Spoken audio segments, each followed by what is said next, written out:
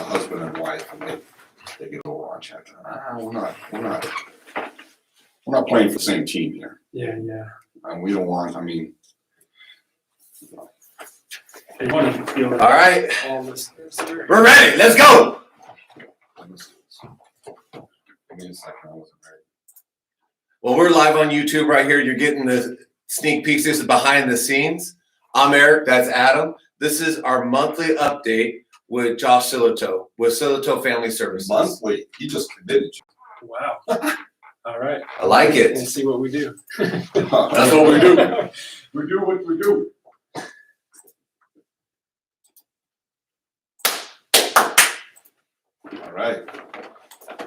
All right. Welcome to another episode of Staying in Trouble with Adam Short and Eric Humes. Whoa. Back in the studio. I love it, dude. I love it. This is We're getting working better hard. every time. Yeah. We're getting there. And today in the studio, we have back again a certified therapist, Josh Silitoe. Yeah, I'm glad to be back. Thanks for inviting me. One of our favorite guests. I got a lot of feedback when Josh was on the first time. So I'm hoping my audio is better and I can learn to shut up when Josh is talking. So I think last time you were gone. You were on a phone. I was remoting in. Yes. Yeah, you were remoting in. We can hear the turn signal in the background, some of the noise, but we're really happy to have you back in the studio. You know, last time he was here, it was an awesome visit with him.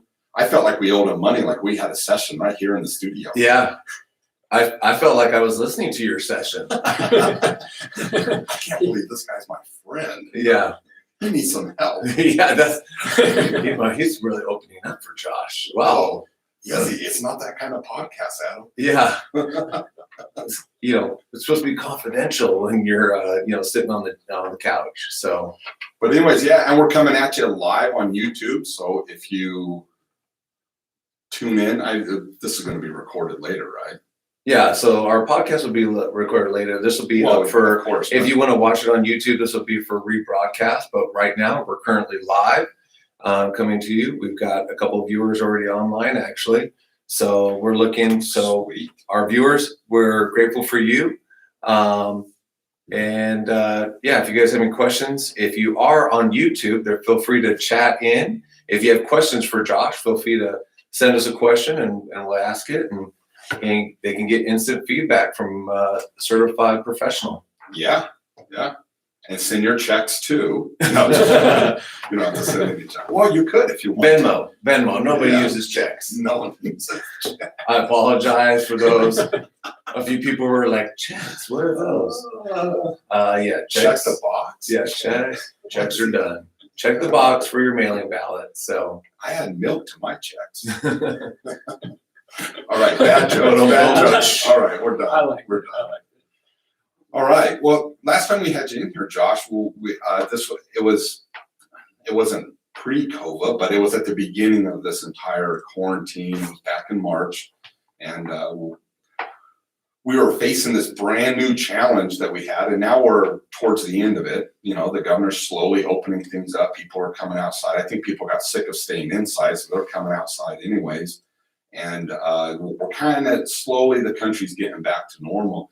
And that first episode, we talked a lot about, some of your fears of anxiety and depression that staying at home could really cause, and some of the challenges. And you gave a lot of great advice on how to overcome those challenges and be able to do things in your own home to be able to make it a better place, even rearranging your furniture, changing things up, doing some of those. So since then, and talking to your clients, talking to your people, like, did our expectations, were they low? Were they high? This is kind of a report back after the whole event.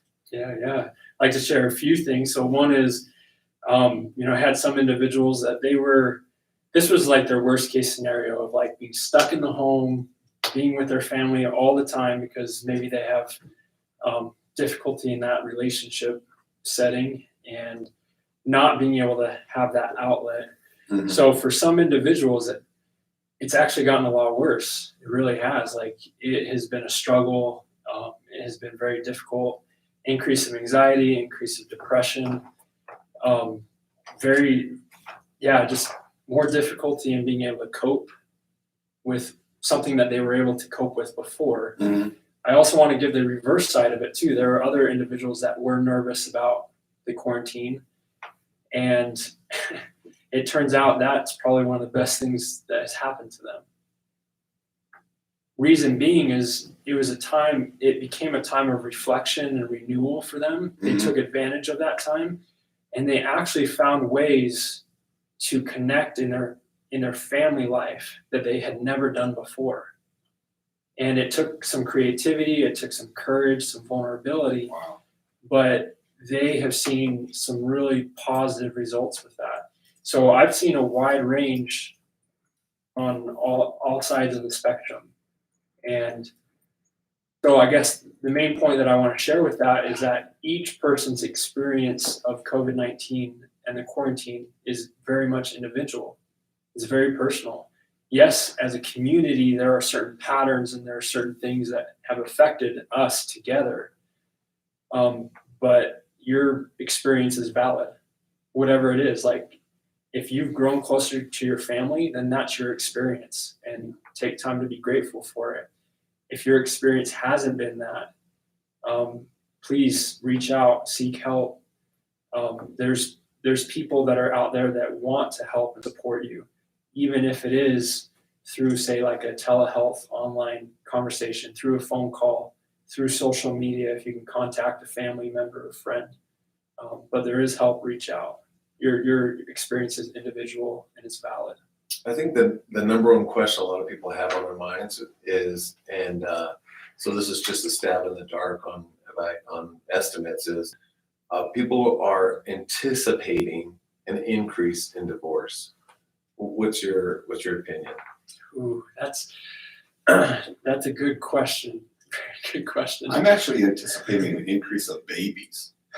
Actually, I'm just saying the survey says that they're actually a lot of our demographic is anticipating an increase in divorce actually versus, and I think it may be where you and I are at in life, where we're in midlife, and as opposed to maybe a young couple that might be an increase for a baby. Like they may have been holding off on a baby and they're like, we got 60 days to figure some things out. So Josh, what I mean, coming from a professional standpoint, like you have to deal with all these different variables mentally, which isn't always so black and white. So I think, a lot of people are going, you know what? Not only am I stir crazy, but there's someone else in my house. And they're like, I'm tired of this person stalking me, trying to talk to me all the time. So I agree completely with that. How many marriages or relationships have been emotionally dead already? And then the question is, will this crisis, what we're going through right now, will that actually finish the divorce that was already in place emotionally and mentally? Yeah. Or is this a wake-up call for people to actually say, no, like, we actually got to do something about it? So yes, I would say, if it was my guess, I would say there would be more divorces. I would say that they probably already divorced mentally and emotionally before that point, but this creates the pressure cooker. And that's what I'm telling people too. They're like, well, Soup Plantation went out of business, Sweet Tomatoes is out of business, and the Palms went under. Well, the Palms has actually been dying already. And I think it's just if it's true here, I call it a truism. If it's true here, then it's true here, then it's true here. Meaning, and so I think for a lot of people, the coronavirus, and whether it was that virus or where the pandemic is a greater, force behind it, is I call it the quickening, right? If your marriage was in dire, was in dire straits before, it's just a quickening. It's like, fast forward. Yeah. Okay, now we know. Yeah. And so same thing with businesses. We've been struggling for a while. There we go. People are like, hey, I'm struggling. I've read, one foot in. I've been ready to go for a while. there they go. Yeah. Well, it's the same thing. How they're counting up the deaths from COVID-19. Yeah. I saw one meme. It's like, well, you hear the guy that was died of COVID. Wait, how did it go? Like the guy who had a shark attack died from COVID-19. You know, like, I mean, there was already a problem, and then they just chalk it up to this pandemic. You know, so maybe their marriages were headed down that path. Anyways, this was just the final nail in the coffin. Yeah, I would say so. I would say I agree with your assessment, both of you, which is, it just quickened everything, right? Sifting process. I hate to say it that way, but that's kind of the reality. At the same time, I've also seen how, because of what's going on, maybe there's a change, you know, maybe someone lost their job. And it's like, what do we do now? And I've seen some couples actually come together and be like, all right, we're in this together. Like, let's weather this storm. Mm-hmm. And they're seeing this actually as an opportunity to get out of that employment that they had previously, to be like, actually, there's something more out there. There's something better for us. And so if we can see this as an opportunity, as a springboard to something better, that's the way to look at it. But yeah, there's gonna be some relationships that split after this. There's definitely a silver lining in all of this, where sometimes it takes an event like this to cause a change of path. Like, I mean, if we never had this pandemic and people are in autopilot and their marriage isn't doing that well, or the relationships isn't doing that well, and they're in autopilot and they're just moving along, they could have been doing that for years to come. But then an interruption in that mundane day-to-day activities is what caused them to realize, I need to make a change. I need to fix what I have, or I need to let go and start something fresh over here.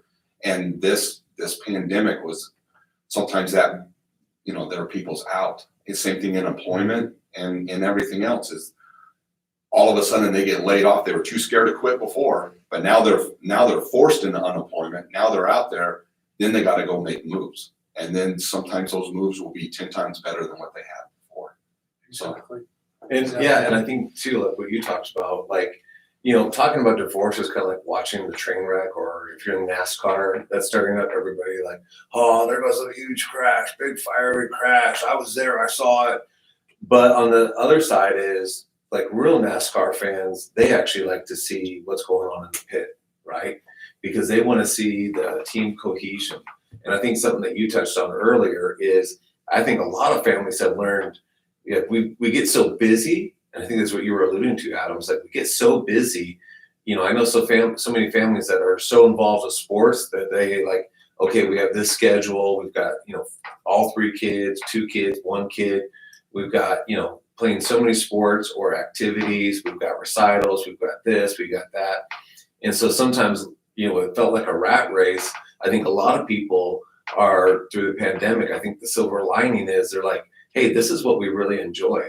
This actually, you know, like for our own family, something that we instituted, and my kid, because we play games with Josh, and Dominic, and is, you know, we started having a family member pick a game every night and play it as a family. And it's been like, that's like one activity that we really enjoy, and we play a game that we probably, someone may not want to play. And so it's a good activity to say, hey, you know what? I don't really want to play this, but I really want to play it with you, you know? And so, you know, it helps teach that lesson that, you know, it's not always what we're doing, it's who we're doing it with that made it fun and worthwhile. It's crystallizing our values, what means most to us. Yeah. And our goals flow from those values, from what means most to us. And so, yeah, this time is a time of unburdening. It's a time of simplifying and eliminating those things that have been dragging us down for so long. If you want to use an analogy, it's kind of like a ship that's going, picking a direction, destination, and there's been all these barnacles on the bottom hull of the ship that has been weighing it down, and it's been creating drag, slowing it down. Mm-hmm. And from where it wants to go, where it needs to go. And so, hey, we're taking these off, like, and we're kind of forced to, we're forced to say, all right, let's figure out what's most important because everything else is kind of chaotic. Let's come together. Mhm. And it's kind of a good feeling to know that, man, I don't know how else to say it, but like when the rest of the world is kind of suffering, it's easier for you to suffer. Does that make any sense? Like, I mean, I remember there's times where I may be going through something and the first feeling that comes to my mind is I'm the only one going through this. I'm the only one suffering from this, even though that's a fallacy and there's plenty of people out there. But then when everyone's going through it together, you kind of feel like this kind of a community. If you get laid off during times that are great, you may feel like I'm the only one losing my job. I'm the only one going through divorce right now. I'm the only one suffering. But then in this pandemic, you're not the only one. There's thousands of people across the nation that are going through the exact same thing that you are. So it kind of feels better. If that's the right thing. I think comforted. I Yeah, think you feel comforted. You're more comforted. Thank you, Eric. Because I felt that way in my own self. Normally I'm like a super confident person, and in those first couple, days or in that first week, I felt schizophrenic. I felt like, dude, I think this all might come crumbling down on us. And then I was like, the next day I was like, oh dude, this is gonna be great. We're gonna boom, we're gonna bounce, we're gonna make it happen. And then the next day is like, oh man, all right, do I have enough toilet paper? Do I have enough? How much meat do we have? Like, okay, how much weight could I lose if I stop eating now? Right. And what can we cut out of our budget? And then it turns into, no, the sun's out, it's 100 degrees. And I think everyone's starting to feel that there was something. I was talking to my brother in Texas, and he's like, Eric, there's so much pent up demand. And I was like, well, I hope so. That's what we all hope, like, and I have hope.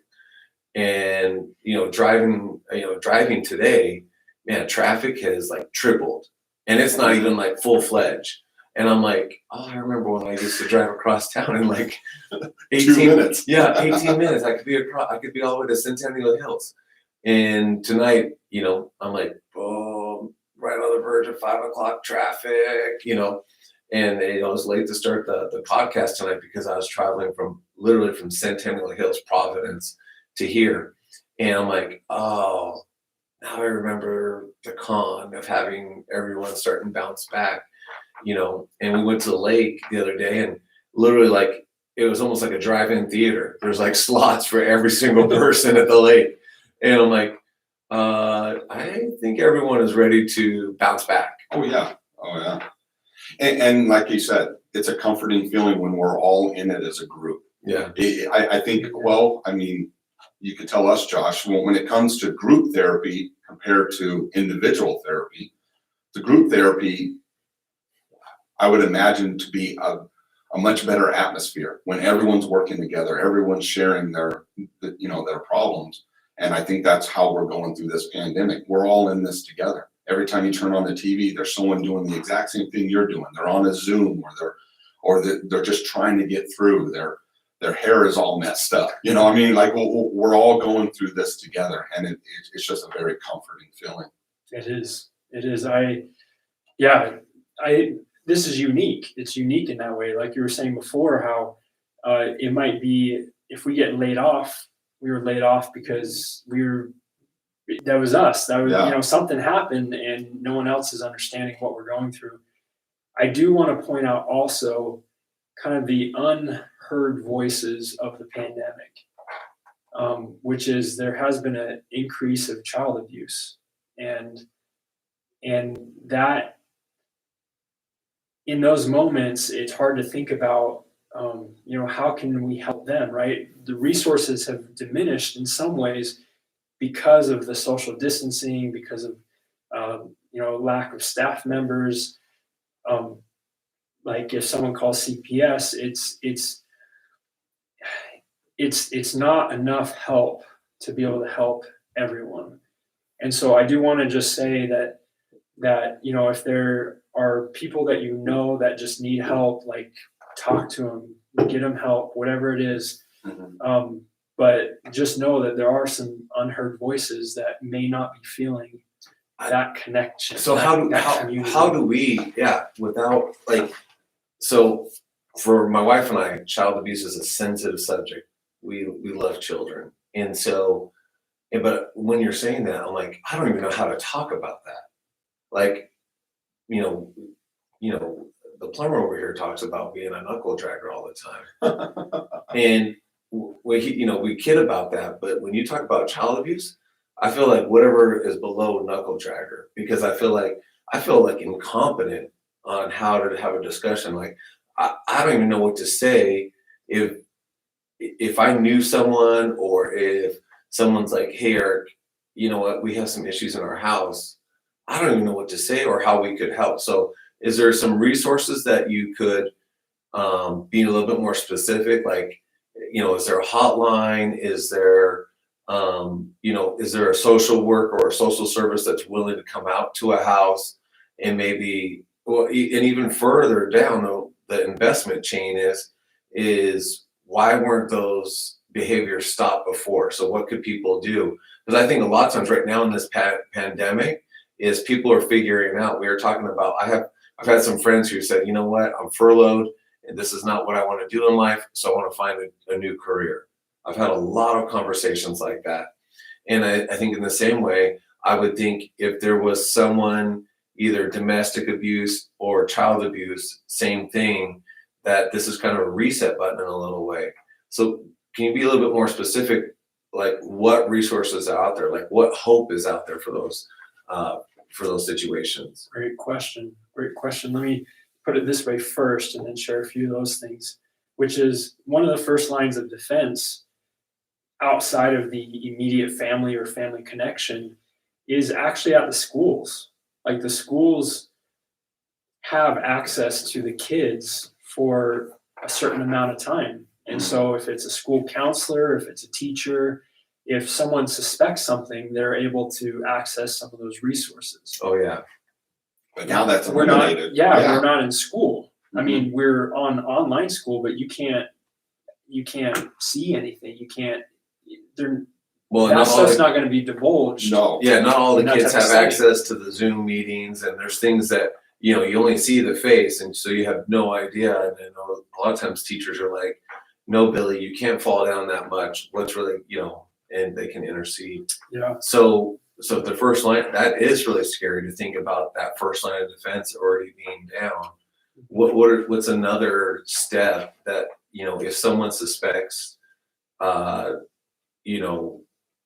would be the next step? Like if I suspected, because Adam's neighbor has called me a couple of times, with his kids out on the lawn, he's like, do I need to call CPS? Is CPS Call CPS, dude, that's free babysitting. Don't threaten me with a good time, Eric. Is CPS legitimate? Is that I don't mean to is joke that about last step? Is that the last defense? Is that a midfielder? Who is that person? It depends on the situation. It really does. So depending on the situation, you might need to just go straight to CPS. And they, depending on, the description and what might be going on, what are the resources, what's happening, they'll send someone over to talk to them, to investigate, to ask some questions, things like that. So that is always a resource for anyone. That comes into play, especially with me, with counseling.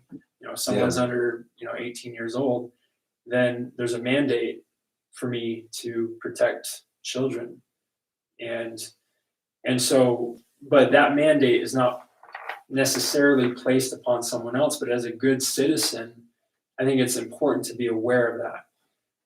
The other thing is it's hard in this type of situation, especially if we have a stay-at-home order, right? We've been quarantined, so it makes it even more difficult. So if you suspect something, say something, talk. You can even talk to someone to get some advice. So talk to CPS, and you can actually discuss with them and say what would be some of the other avenues that we can take. Like I'm their neighbor or whatever it is, like, and they also have suggestions that you can go with. But from my perspective, what I'm preparing in my mind for is I'm preparing for at least my part as a therapist of doing the healing and protection part after the quarantine. Now, yes, we want to mitigate it and we want to stop it from happening. That's the first thing. It's very difficult here in the quarantine because we're not out relating with people like we were before. Yeah. We're not having close contact with them. Yeah. I mean, for heaven's sakes, we're not even going to church right now. Yeah. I mean, so you have church leaders, you have sports coaches, you have all of these people that are all your lines of defense and a lot of sports organizations train these coaches to what to look for in abuse and behaviors and stuff like that. I took those classes with Little League a lot, so I can see that when I'm out there coaching these kids. So, but now, like you said, it's all gone now. I mean, the coaching's not happening, church isn't happening, schools isn't happening. So if you have a family that's more of an introverted type family, that this quarantine, they're just locked in, their kids aren't even outside playing at this moment, and they're taking this serious and they are in their homes. Man, dude, that is such a scary thought, Josh, that I can't just wrap my head around that. What a lot of kids are going through right now, and there's no escape. Well, so Josh, if I am a neighbor or an aunt, an uncle, if I'm an adult and I suspect another adult is perpetrating that abuse, can you walk us through, like Adam and I are big enough guys. Like, I think the situation is a little bit different from us, but not I say that in a prideful way. It's just, I think we are used to we can go in and have a strong conversation. Like, if it was me, I would have a strong conversation with that person, whether it be the mother or the father. But for most people, in our society these days, most people are used to calling a third party. Would you recommend, should we confront that person? Should we talk to them? Should we let them know that we think they're crossing a line? Or does that just tip them off and, make them want to hide it more? I think you definitely have to have your ducks in a row. Yeah. I mean, like if you're gonna blame someone for something like that, I mean, you better be careful. And size doesn't matter. I mean, if that person is armed or anything like that on the other side, I mean, you don't know what behavior. As light as you are, I don't know, man. Fleet on your feet. I can't give advice on either side of that, Okay. just because it depends on the person, the situation. That's your own decision if you're going to confront someone on that. Mhm. Like, that's a personal decision. Accepting the risks that could come from Like, it. have you seen people confront the situation? Like, just give a statistic. Like, is that a good thing to do, or leave it to the professionals? Like, which one is better? Because I'm sure that people have that conundrum all the time. They're like, you know what? I think Billy showed up with too many bruises. Like, I saw Billy and he is not a happy child. Like, he looks depressed, and I know that maybe things didn't have, especially if your neighbors, depending on how close you live, sometimes you hear some of the abuse, and so that's what I'm saying. It's like, to help that person out. Like, I think it would be a struggle. I've always, even talking about the issue, I feel unequipped. But then getting to this question of, I can sit here and say, oh yeah, I would definitely go confront him because, I'm quick with my tongue, and, and I'm light, I'm larger in stature. But, what Adam said is that's not always the quick route. And I think that a lot of people are like, well, if I call CPS, well then, Joe Bob will know it was me, right? Even though that there's probably 6-10 neighbors around everybody, like, as soon as you dial that phone number, you're like, well, they'll say, hey, Adam called. Adam Short, your neighbor right there, called, and he said that you're beating your kid again, and then he's like, I would never do that, right? And then now you've got a relationship problem on top of whether or not they were able to catch the abuse. And I think, and I would just say, like, because it doesn't happen that often, I don't know how much trust people put in the system. Yeah. This situation is not easy. Like, it really isn't. And if you were to talk to that individual, they'd know that it was you either way, right? Yeah. Now you can put anonymous things too. You can, not disclose your name, and you can just give the information to CPS.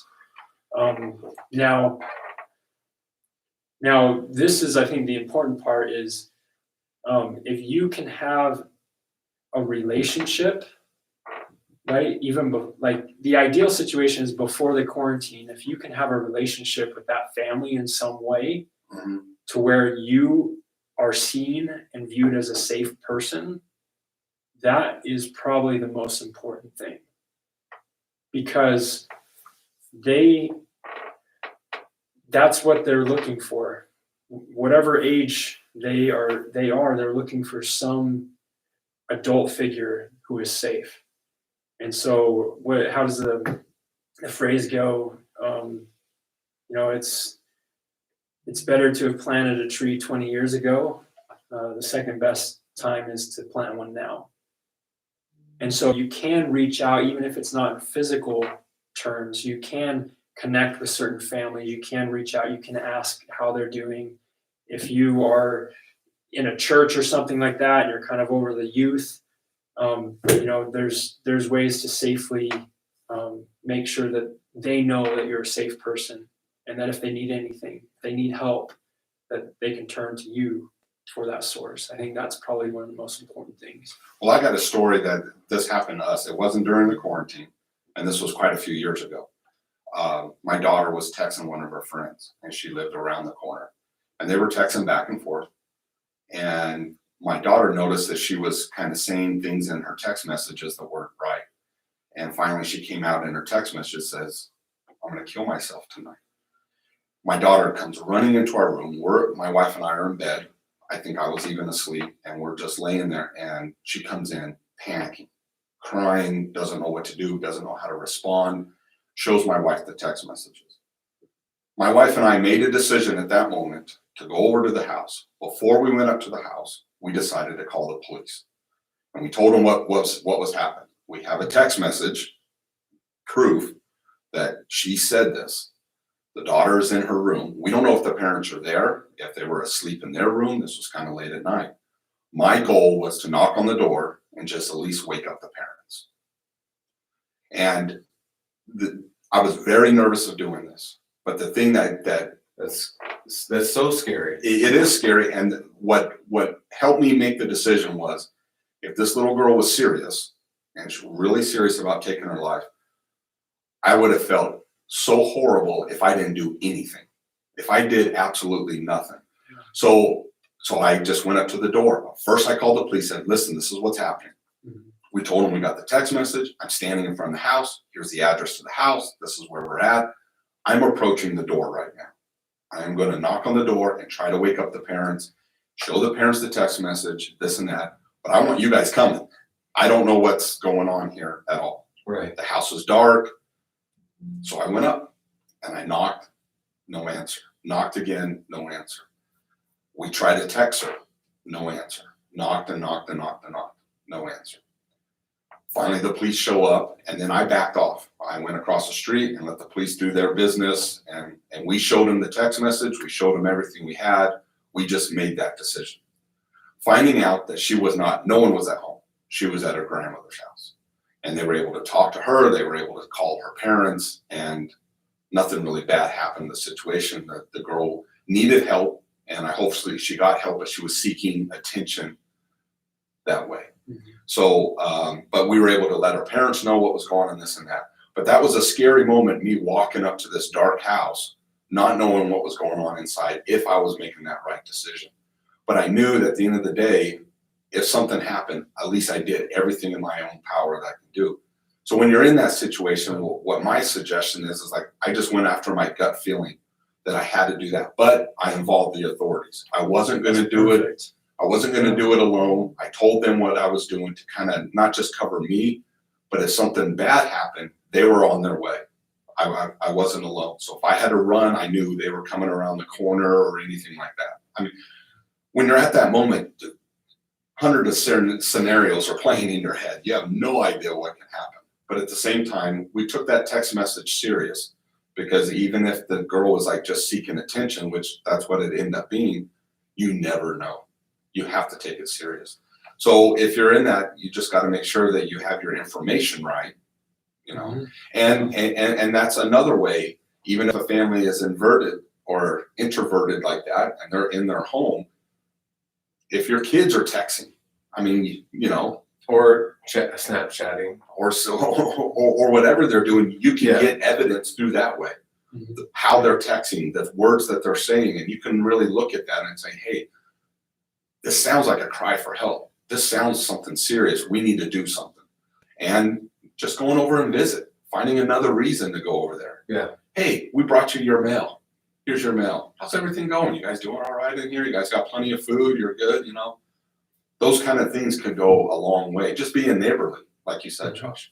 I'm glad you brought up that story because that, yeah, you do need to trust your gut on these things. Like and then you involve the authorities in some way or another, and just take those steps to help protect and help look after someone. So not only child abuse, and by the way, there are shelters, right? There are safe adults that you can reach out to, that the children can reach out to, but it is scary.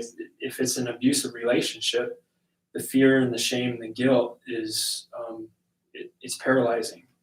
So, but I do want to bring up also suicide as well, that especially being in quarantine, there's higher levels of people calling suicide hotline. Like this is, if you think about it, what do we need as human beings? Like I have hugs.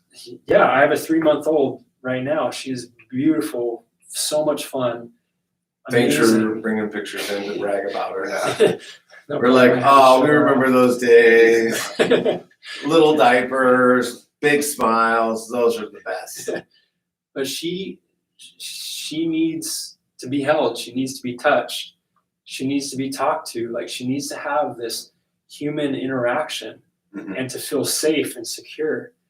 And when they get scared or nervous, like, you know, she has a safe, secure relationship attachment to turn to. We can't physically touch each other right now. Like maybe within your own home, but and think about maybe when things were tough, you know, maybe there are things that happened in our childhood where we were stressed out, where we felt overwhelmed. You know, what did we do? Oftentimes there was some sort of outlet. Yeah. Like if you had a sport or something, you could go do that. Yeah. You had friends, you could get away, you could hang out, you could skateboard. Or the gym. Or the gym, you could go to the gym. Dude. You have all these connections, right? You could get a hug from someone. Like all those things were taken away at some level or another. Yeah. And depending where you live now, they still may not be. They still may not be accessible. Yeah. And so then what do you do with all of these human needs, right? It starts Call turning, Josh. it starts His turning number is into 866-555-12 Josh. It's close, yeah. It's around there. Yeah. It turns Is it into, really? No. You just off the top of your No, head. it's not. It turns into anxiety, depression. It turns into having panic attacks. Like it turns into anhedonia, where you feel a disinterest in things that were once pleasurable. It turns into escapism and numbing, where you spend all day on technology because you can't deal with the internal emotional pain that's going on. So yeah, mental health is particularly of a priority. And that's the thing, is social distancing, I think, is inaccurate. I know to bring that up, it should be termed physical distancing. We should become more social now than we ever have before. And in some ways, people have taken that on and reached out to people. I'll be at Costco tomorrow. If anybody would like to be socialized, I will probably go to Costco. Maybe I'm trying to go there Eric's Monday, not scared to Wednesdays, give you and a hug. Friday. Yeah.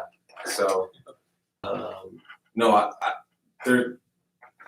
You know, I have friends that were in the Mandalay Bay tragedy, and I know firsthand. I know one of the biggest comforts were those comfort blankets, where it feels like the blanket's giving you a hug.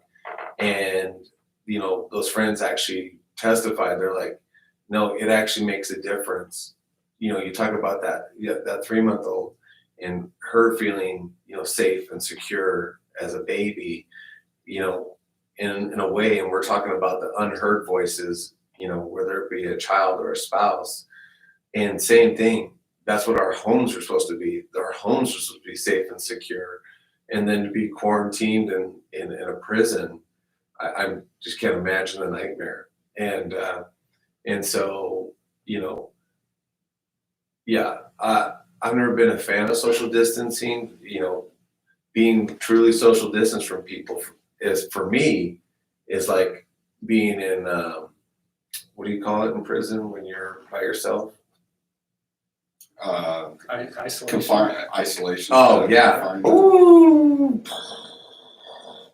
I mean, that was a rough, you know, first week. So, you were there? No, just felt like it, Adam. It felt like it. For someone like me, yeah, it's like, open Costco back up. I need my turn. Everyone's like, oh, these lines at Costco are horrible. I thoroughly enjoyed the lines at Costco. It was just like going to an amusement park for me. Well, you know, this whole thing taught us, I think, a lot of lessons. First, it taught us that technology is great, and I love it as much as the next person, but relying solely on technology for communication from human to human is wearing on humanity, I feel. Second thing we learned is we can't really trust a lot of information out there. But hopefully that we come out of this valuing social interaction and how much we need human to human, not just touch, but talking, communicating, and being more of a country, closer as neighbors, as a country, and everything else. That was one of the silver linings of 9/11, is how patriotic the entire country became. There was flags everywhere, and we became very united. And every sporting event, it felt like a Bruce Springsteen concert where everyone just is hugging. Or a Lee Greenwood concert. Yeah, there we go. Las Vegas native. But hopefully we come out of this wanting to be closer together, being kind. That's my biggest fear in continuing social distancing, continuing the mask, continuing this kind of stuff, is it's really putting a wedge where we look at each person as a potential COVID-19 carrier. We have to stay away from them and don't touch what they touch and don't breathe what they're breathing. And I won't lie, I'm really scared about that. I think that will be the biggest damage than any virus that's out there, is breaking up humanity. And that's the core value I believe in this country is each other, you know, and the more they break us up, the more damaging I think it can be, and how important it is to be more close together. So, you know, I don't know what the answer is. That's why you're here, Josh. You're supposed to give us all the answers. I have a certain small percentage of ideas, but I crave handshakes. Like I miss seeing my clients like in person and giving them just a firm handshake and like seeing them eye to eye and like connecting in that way. I miss that. I miss giving handshakes to anyone. And that's a need. Like we have this need to connect. And like you were saying too, Adam, was I find it happening in my own mind is like I'm starting to see people like as enemies. Like I walk by and strangers. I'm like I have to like there's a danger. Time out. Yeah, not everyone feels that way. It's just you two. It's just us two. No, but like we have to. It seems like we could potentially get this virus and then spread it to the people that we love or be affected ourselves personally. And so how do you make sure that the mental switch isn't turning to I'm seeing other people as enemies?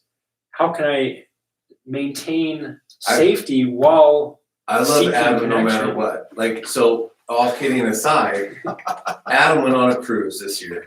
So I just assumed like a week before the shutdown. Yeah, I just assumed he was affected. I just assumed he was. I probably was. There's a good chance that I was. Because he mocked washy-washy. all the time. I'm like, that's a classic on the Washy-washy. cruise ship. I Washy. think we had the same boat, like the same guy. Washy. Yes. And so, you know, and so, you know, we kid about that, but I also think about, you know, you talk about that person, Adam, that, you know, was potentially, you know, suicidal. Is I also think about people personally too. Like, you know, I don't know, it's hard for me. I kind of have blinders. I always give everyone the benefit of the doubt. And I think, but that's just my nature, right? Good, bad, or indifferent. I think I just follow my gut. I can tell whether they, you know, I'm like, you know, if this person's showing up, coughing up a lung, well, probably not going to be around that person, you know? And actually, you know, part of about human distancing is actually starting to listen to people, right? And so cutting out the noise of, hey, you know, cutting out some of the noise of, As his phone was going off. yeah, Cutting out cut it out the noise is, you know what, I was just thinking about it, like, okay, well, what was Adam doing? What was Jeff doing? What was Mike doing? What have you guys been doing, right? And they're trying to, you know, some of the states were starting to do like social tracking. Okay, Josh, where have you been? How many days were you there? What time did you leave? What time did you come back in, right? And in an effort to track the virus, and people pushed back on it within 24 hours. But I think if you listen to people, you also listen, you know what? I don't think Adam has it. If he would have, you know, I would have heard it a long time ago. And that's the other great thing about this quarantine opportunities. People, and I think this is the same thing that why you bring so much value, not just to our podcast, but to the world, is a lot of times people just want someone to listen. And we talk about it, right? And we grow up, and if you have a loving mother, guess what she does? Mom, right? We're cultured to always, you know, be able to call out, Dad, Mom, right? What we're doing is we're asking them to listen, right? And, you know, if you have a bunch of kids like Adam and I, Adam has a gaggle, I have a giggle, you know, is our younger kids, they start screaming. They scream all the time. And the reason being is like, hey, you know, as a parent, you watch it. You watch your older kids, you know, quip them real quick. But Josh, don't say that. Mom already knows your homework's due. You know, they try to intercede. They're like our lieutenants, right? And you're like, hey, give him a chance to talk. He just wants to speak his piece. And it takes longer for them to speak. And so, and I think just watching that as a parent, that's just like society a lot of times. Oh, you know what, Josh? Here's a web link. Just go to the web link, right? And, you know, you're like, I just they just really needed to talk to you. Hey, I don't need any jam. I don't need flour. I don't need sugar. No, but I just wanted to, you know, hear your voice, you know. I just wanted to just talk about baseball. Like I called a friend today, couldn't get him off the phone. And I think it was like, I think sometimes we just want to talk. And you know me, I don't like to talk that much, but on occasion, I've been known to ramble. So there's a reason why we have two ears and one mouth. I mean, two of our greatest needs. One is to be seen.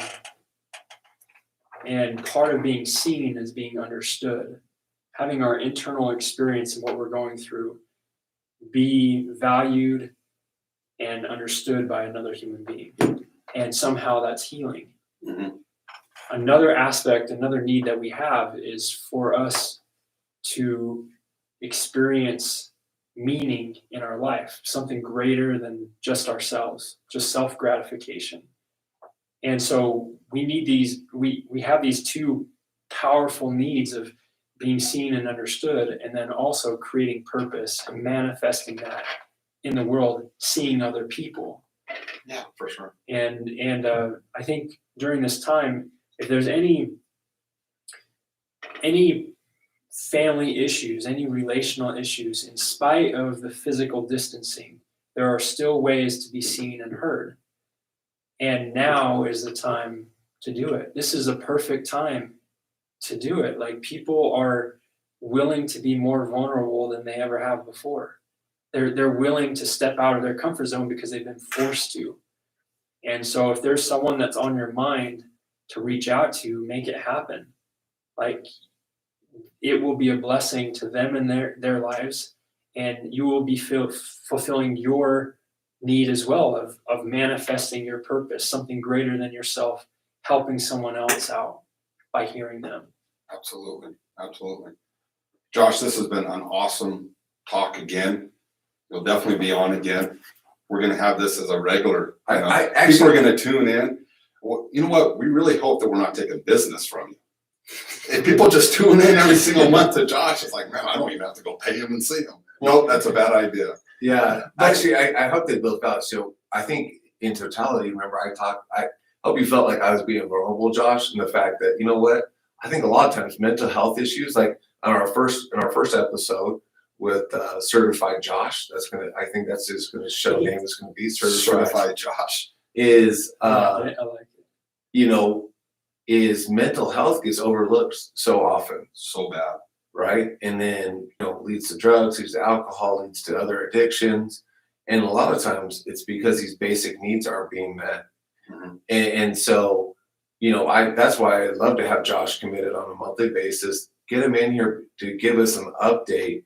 And just like we have our nutritionists in here, we have some of our trainers in here. We've talked about financial health. We're going to have we have some more financial health coming. And I think sometimes that's really easy to talk to, right? We're like, oh, I can fix that really fast and easy. It's real logical, right? It's just numbers, right? There's no emotion attached to those. But as soon as you start attaching emotions to it, man, things get sticky and it's harder. That knot gets wound a lot tighter. I have to give one quick shout out really quick. Oh, absolutely. Which is to those either mothers or fathers or both that as their kids have come home and they've had school online, trying to navigate home life with all the family there. I've talked to a few people where they've been coordinating with like 22 teachers trying to organize and help their kids and help teach their kids and help school. And so they're taking on the normal roles, their normal tasks, and they're being a full-time teacher. So I just want to give a shout out. Principal, office manager, counselor, nurse, PE teacher, janitor, music teacher. So I want to give a shout out awesome. to those individuals. Absolutely. I know those parents have worked hard. Something I want to say, I have a special place in my heart for therapists.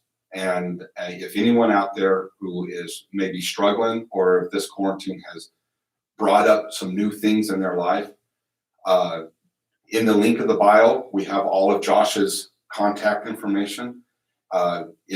Even if it's not Josh, I highly encourage you to find a therapist. Find someone that you can open up to, that you can talk to, a professional that knows how to not just hear you, but also to give that kind of advice. And it's unbiased. I love talking to my wife, but sometimes talking to someone that is not my wife, that can give me the answers that I need in my life, brings great value to me. Just like I like going to the gym and working out physically, going and seeing a therapist is working out your mind. It works out those mentals that you need to keep yourself balanced. There shouldn't be any shame. There shouldn't be any kind of stigma that goes along with it. If you need that help, find that help, and your life becomes so much more enriched. So Josh's information is going to be there. You can connect with him. If that's not the right fit, you would agree that you got to find the right fit with your therapist. You find that right fit, or that right fit.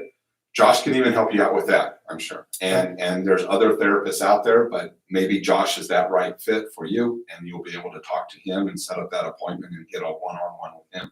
So go down to our bio, check it out. The links are there. If you're having any trouble with those, shoot us an email, and we will definitely send all information to you and make sure that you can get the help that you need. Josh, thank you so much for coming on. You're welcome. Thanks. This has been awesome. It's been a good show so far, man. Thanks, certified Josh. All right. Thank you so much, Josh. And thanks everyone for listening to the show, supporting the podcast. And please